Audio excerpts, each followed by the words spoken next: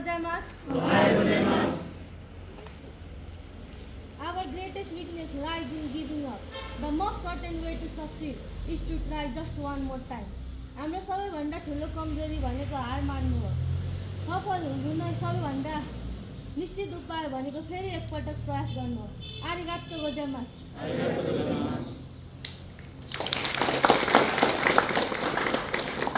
Minasan ohayo gozaimasu.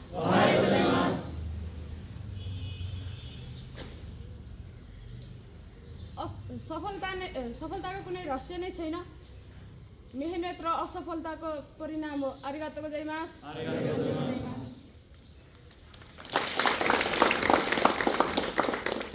मिनासान Ohio गोजाइमासु।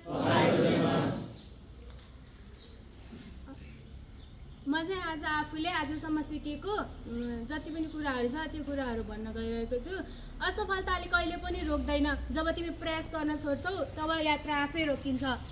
मैले पाँच कक्षामा पढ्दा स्कुलमा सुनेको थिएँ, एउटा मन्दिर थियो जुन मन्दिरमा त्यो मन्दिरभित्रको हामीले पूजा गर्न बनाइएको त्यो भगवान भनेर बनाएको पनि मार्बलको थियो, अनि त्यो मन्दिर बाहिरको सिधी पनि मार्बलको थियो।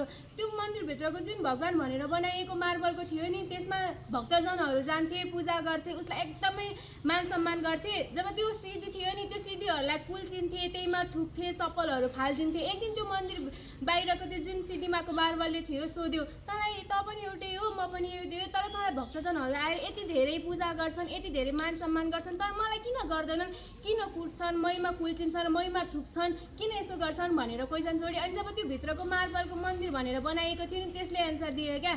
जुन मलाई त्यो हामीलाई बनाउने बेलामाको त्यो जुन बनाउने मान्छे थियो, त्यो मान्छेले आकृति दिने बेलामा धेरै पटक कुट्यो। आकृति दिने बेलामा त धेरै बनाउनु पर्छ नि त, धेरै पटक कुट्यो, पिट्यो। त्यो तैँले सहन सकेनस्, त्यो सहन नसकेर त भाँचिस्। मैले त्यो सहन सकेँ, अनि म सहन सकेर आज यो अवस्थामा आएँ। म मन्दिर भनेर एउटा भगवानको आकृति बनेर मन्दिरभित्र पूजा गर्ने स्थानमा पुगेँ, त सहन नसकेर एउटा मार्बल बनिस् जुनमा तँलाई कुल्चिए, थुके भनेर भन्यो। त्यसैले जिन्दगी भनेको एउटा यात्रा हो। यात्रा गर्ने बेलामा उडार चढाव त आइ नै हाल्छ, कहिलेकाहीँ गाह्रो हुन्छ, आफूले गर्न सकिँदैन कि भन्ने हुन्छ। त्यो बेलामा जब जसले आफूलाई सम्हाल्न सक्छ, जसले आफूलाई अगाडि बढाउन सक्छ, त्यो मान्छे मात्र सक्सेस हुन्छ। किनकि लाइफमा दुईवटा समय आउँछ, एउटा आफूलाई सिद्धाउन तयार हुने समय, अर्को आफै सिद्धिन तयार हुने।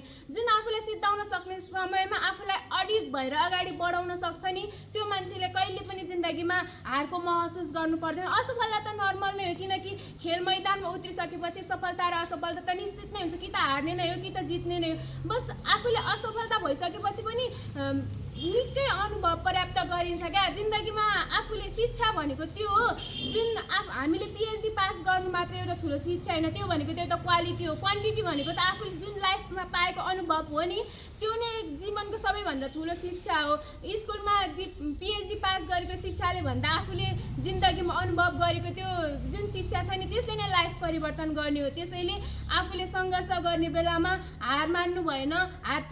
आफूलाई नर्मल लाग्छ, मैले सक्दैन कि, यो गर्दैन कि, त्यो गर्दैन कि भन्ने हुन्छ।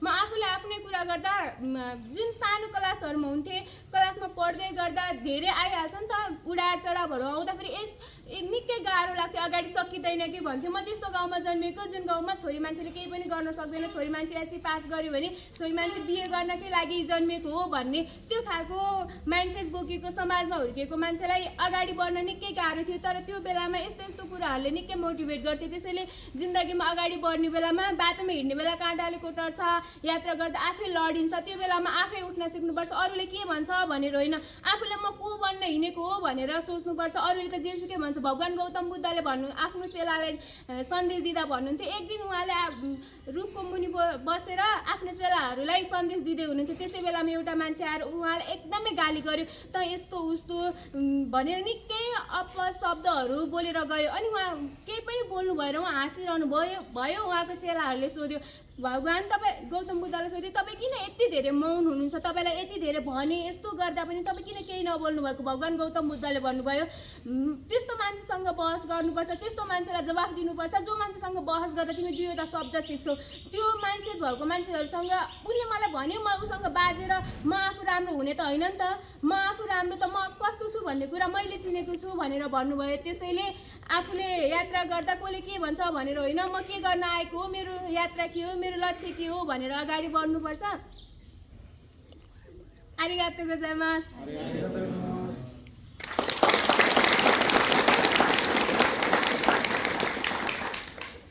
Minasan, ohayou gozaimasu.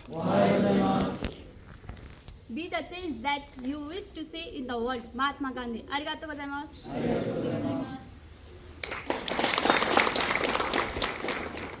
Minasan, ohayou gozaimasu. I never lose, either I win or learn. Nelson Mandela. Arigatou gozaimasu.